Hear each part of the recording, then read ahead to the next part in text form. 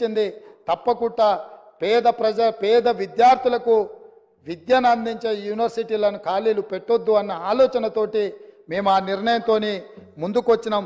తప్పకుండా ఈ విషయాన్ని కూడా మేము దృష్టిలో పెట్టుకొని మీ ద్వారా వారికి చెప్పదలుచుకున్నాను అధ్యక్ష. అదేవిధంగా అధ్యక్ష, పల్లా రాజేశ్వరరెడ్డి గారు మాట్లాడుతూ వారు ఒక మాట చెప్పిండ్రు. ఏమని?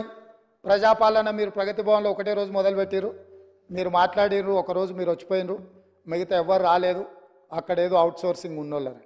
నేను వారికి సూచన చేయదలుచుకున్నాను. ఎందుకంటే వారు 2 సార్లు శాసనమండలి సభ్యుడిగా డాక్టరేట్ చదువుకున్నారు.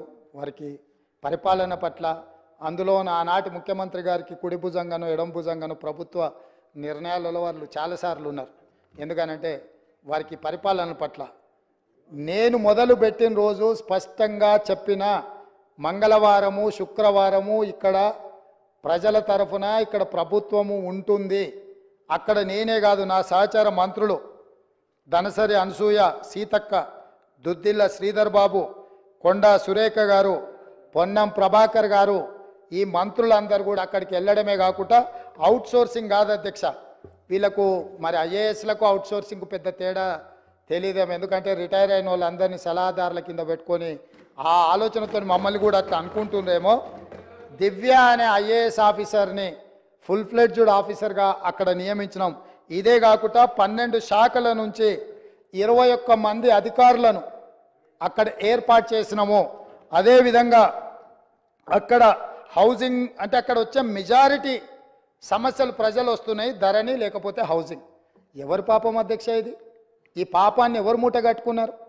ఆనాడు ఇందిరమ్మ ఇండ్లు మేము ఇస్తే 10 ఏళ్ళలో మీరు ఏ పేదోడికి ఇల్లు ఇవ్వకపోవడం వల్లనే కదా ఇవాళ వేలాది మంది పంజగుట్ట వరకు ట్రాఫిక్ జామ్ అయ్యే పరిస్థితులు. ప్రజలు మీరు ఎన్నడూ ఆ గేట్ల దగ్గరికే రానియలేదు కదా. 15 ఫీట్ల ముళ్ళ కంచెలు వేసి అడ్డం పెట్టి పోలీసుల పహారాల మధ్య మీరు కాపలా కాసి తెలంగాణ వాడు అనేటోడు ఎవడు ఆ వైపే కన్నెత్తి చూడకూడదని అడ్డుకొని కార్పొరేట్ కంపెనీలోళ్ళు పెద్ద పెద్ద కార్లలో లోపలికి బాజాప్తా వస్తుంటే తెలంగాణ బిడ్డలు తెలంగాణ కోసం త్యాగం చేసిన వాళ్ళు రోడ్డు పక్కన ఆ పక్కన దోషులాగా నిలబడి అర్ధాకలితోని చూస్తుంటే పెద్ద పెద్ద ఎంపాల కార్లలా మీ దాంట్లోకి లోపలికి వచ్చి పోతూ ఉంటే వాళ్ళకేమో రాజస్వాగతం పలుకుతూ వీళ్ళని మాత్రం హీనంగా చూసిన రోజులు పోయి అక్కడుండే 15 ఫీట్ల ముళ్ళ కంచెల్ని 7 తారీఖు నాడే బద్దలు కొట్టినము. మా మిత్రుడు 9 తారీఖు నాడు ప్రమాణ స్వీకారం చేస్తా అని ముందుకు జరుపుకున్నాడు. 7 తారీఖు నాడే ప్రమాణ స్వీకారం చేసిండని చెప్పిండు. అవును, 9 బదులు 7 నాడే చేసిన. ఎందుకనంటే మాకందరికి ఆతృత ఉండే ఈ ముళ్ళ కంచెల్ని అర్జెంటుగా బద్దలు కొట్టాలి, ఆ గేట్లు బద్దలు కొట్టి తెలంగాణ బిడ్డల ప్రగతి భవన్ పేరు మీద గడిని నిర్మించుకొని దుర్మార్గమైన పాలన అందిస్తున్న ఆనవాళ్లను నేలమట్టం చేయాలన్న ఆలోచనతోని 9 తారీఖు అనుకున్న ప్రమాణ స్వీకారాన్ని 7 తారీఖు నాడు ఏ నిమిషంలో మేము ప్రమాణ స్వీకారం మొదలు పెట్టినామో ఆ నిమిషంలోనే ఆడ గేట్లు బద్దలు కొట్టి తెలంగాణ ప్రజలకు ప్రవేశం కల్పించినాం. ఆ ఆనందం చూస్తే శ్రీలంకలో రాజపక్షే రాజసౌధం మీద శ్రీలంక ప్రజలు ఏ రకంగా ఆ రోజు ప్రవర్తించినరో ఇక్కడ కూడా అదే విధంగా తెలంగాణ ప్రజలు అక్కడికి వచ్చారు అధ్యక్ష. ఇది కళ్ళ ముందు జరిగిన చరిత్ర. అందుకే 9 తారీఖు బదులు 7 తారీఖు నాడు ప్రమాణ స్వీకారం చేపట్టిన అధ్యక్ష.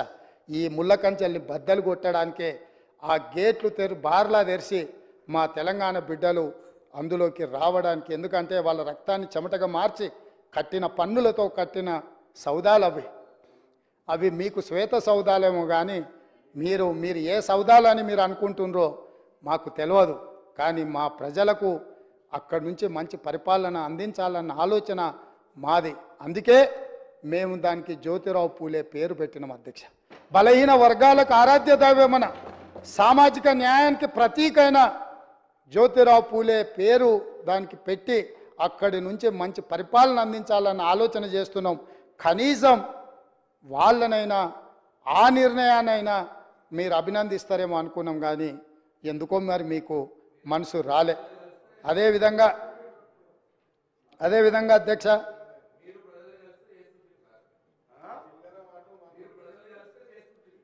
అదే